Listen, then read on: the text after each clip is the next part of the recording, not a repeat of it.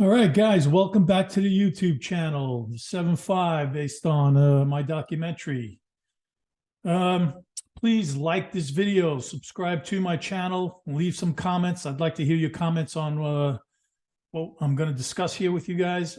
I'm also going to put in the description a link to the article that this video is about. Aside obviously from myself talking about it, I'm going to put the actual surveillance video. It was a video in the bedroom of a home that was searched. So this is the story. This is going back to November 16th, 2022. This is the home of Shannon Carpenter and her boyfriend, John Grandberry. Grandberry is on parole. This is in Greece, New York.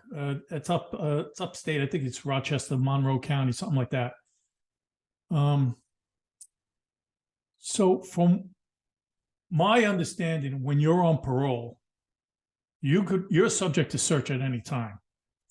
So back on November 16th, there were 6 officers from the Division of Parole went to this location early morning. I think it was like 8 a.m. It wasn't too early.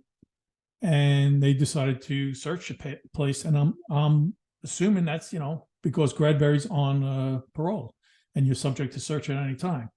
You don't have the right to privacy when you're on parole, I believe. I could be wrong. If somebody knows better, put it down in the comments. Let me know. Anyway, they go to this residence and they begin a search. They find a large kitchen knife, which I'm not exactly sure why they take that. And it's all confiscated. A large kitchen knife, some weed, a scale, a gun, and $6,000 in cash. Now, according to the female, she owns up to all of it except for the gun. She says she's never seen the gun before. So, and I believe Grandberry was on parole for a gun possession arrest and conviction, and he was released on parole. I believe that's what his arrest was. Previous arrest was about. So I guess he's going to get stuck with possession. Well, they might both get charged with everything, but she's claiming that she is the owner of the weed and the scale and the $6,000, which she says she saved from working on a food truck. All right. Anyway, so the video I'm going to show you is of 2 of the parole division officers. A female officer is going through the closet, and there's a male officer standing by the bedroom, the entrance to the bedroom by the door. You could hear them, some inaudible speaking, and then you could hear them say, "We can share the money," and a couple of seconds go by, as long as there's enough to go around. Now, I don't know if they're talking about actually stealing the money and keeping it for themselves. Shannon Carpenter claims the money was stolen, but a lot of times when money is confiscated and vouched at the police department, the complainants will say the money was stolen from them because it was legitimate money, wasn't drug money. So anyway, based on that and based on the video, the bedroom video, she made an allegation that the money was stolen from her.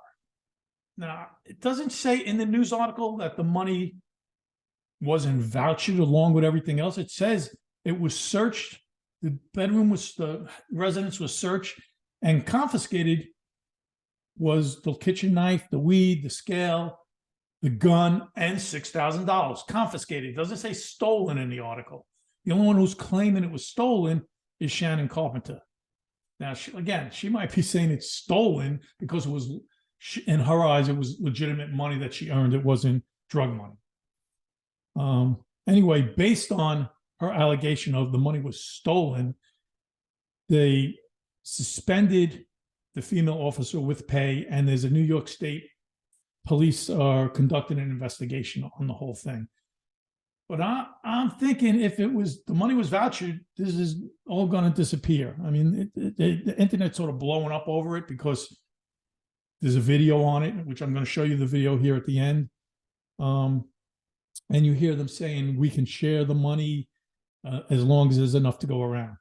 They might be talking about the credit for finding the money, break it up amongst the officers. I found so much, you found so much, or as opposed to this one female officer finding the entire $6,000. I really can't say what exactly the officers are talking about. I don't think anyone can, especially if the money was vouchered and turned in at the precinct. They're obviously not discussing stealing the money for themselves. So again, and there's also Carpenter. Besides the allegation, she opened up a lawsuit with a lawyer. There's a civil lawsuit against, I believe, the officers and the parole division, and the Greece Police Department was also on the scene of this. I think it was 6 parole officers from the state division, and then there were 4 officers from the Greece Police Department were also there. So I'm going to put up the video. You guys watch it. Let me know what you think. Put down some comments. Let me, were they stealing the money? Were they just talking about, who knows what they were talking about? They might have been talking about some other bullshit. I don't know what they were talking about. But it's clear that it says we can share the money, and as long as there's enough to go around, that's not in dispute. Again, it all comes down to what was on that voucher. And again, I'm putting the article. I'm going to link it down in the description. You guys could read I'm going to copy and paste the whole article, and then also put the link to the original article, which is going to be the same thing. You guys could click on it and go to the website if you want.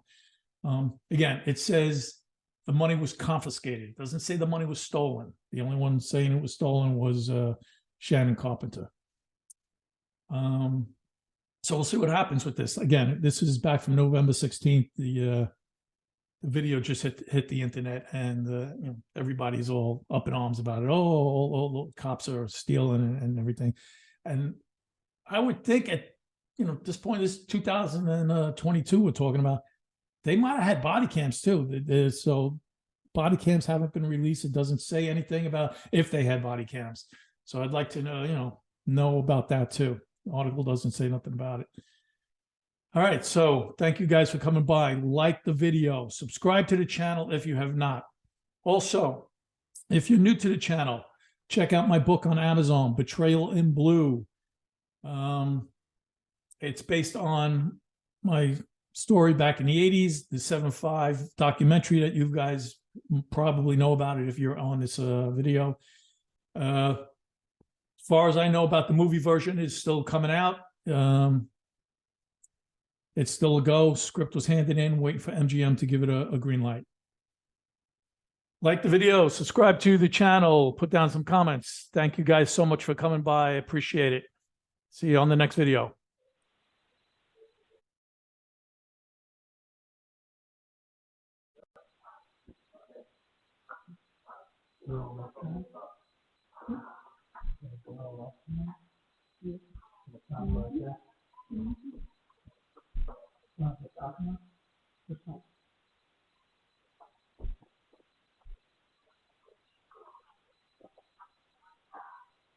Come on, we can share the money one person per stuff. You don't have to think. No, as long as there's enough money to go around. I think it's a couple of horror. Come on. Crazy? What is it? Crazy? What is it that you do? I don't know.